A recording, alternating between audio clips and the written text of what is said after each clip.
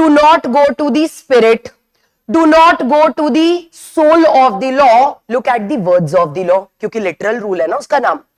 Literal interpretation, जो लिखा है एज इट इज इंटरप्रेट करो।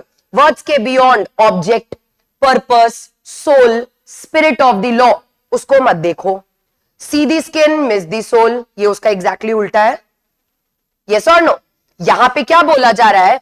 यहां पे बोला जा रहा है the approach will be taken here will be according to the spirit of the law and not just the text of the law, क्योंकि हर बार the words, the text of the law they are unambiguous, ऐसा हो नहीं सकता।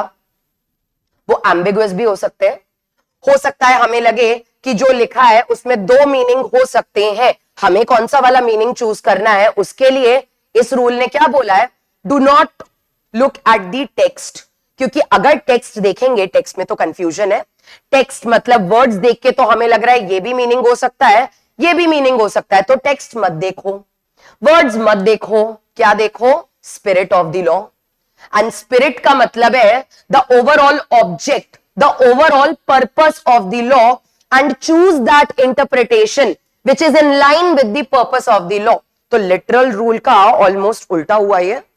सी the skin, miss the soul, यहां पे we have to see the spirit, the soul of the law and not the words, क्योंकि वर्ड्स अगर यहां पे देखेंगे, पहली बात तो हम इन सब रूल्स पे आते कब है? Golden rule, purposive interpretation, harmonious construction, इन सब पे हम कब आते हैं? When the literal rule fails, मतलब अगर लिटरल रूल फेल होता है तभी हम इन पे आते हैं, और लिटरल रूल जब फेल ही हो चुका है, so do you think we should see the skin? No, we have to see the soul now, we have to see the spirit now, we have to look at the overall purpose और the object, जिसको spirit of law भी बोला जाता है।